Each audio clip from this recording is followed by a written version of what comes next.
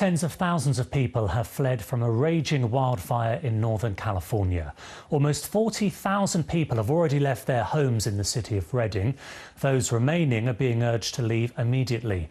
Thousands of firefighters are battling the blaze, which has killed 2 people and destroyed hundreds of buildings. Chris Buckler reports. Flames and gale force winds have combined to create what has been described at times as a fire tornado. Got about a 100-foot wall of flame. This wildfire has burned through bush and buildings, already destroying hundreds of homes and some communities.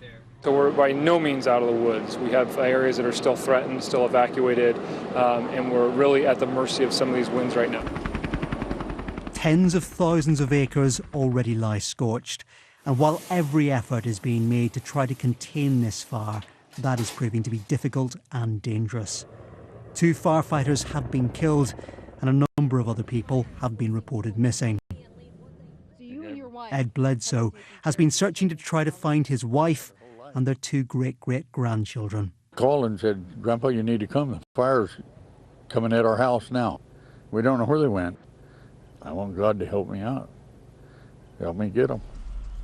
The high winds and flames allowed the fire to jump across the Sacramento River, threatening yet more people and property.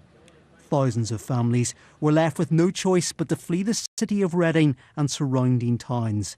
And it's claimed all of this was started by a broken-down vehicle which caught fire.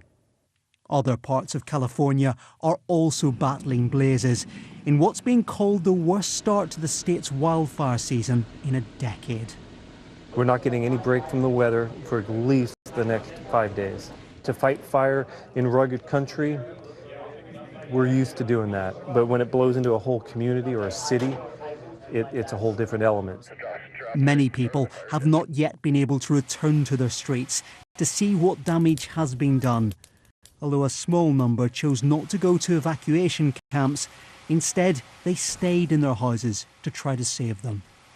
Homes were exploding, cars were exploding, and I have a wife and kids, and I said, I better FaceTime my wife just in case.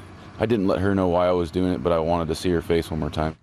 Many have been caught out by the speed at which the fire has been spreading, including a local television station which has been covering the blaze.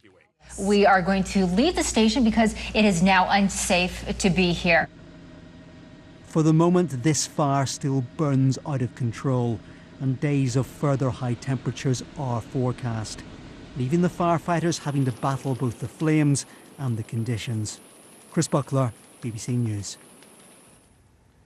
Well, Stephen Walsh from the American Red Cross joins us live now on the phone. He's at one of the organisation's evacuation centres in Redding, where the main fire is burning. Mr. Walsh, thank you for joining us here on BBC World News. First of all, just tell us, what's the situation where you are? How many people are you dealing with?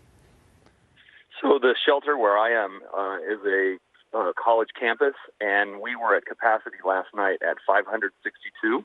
We have 2 other shelters open in the area that are not at capacity, but they are fully operational and ready to receive clients. One of those 2 just opened a few hours ago today.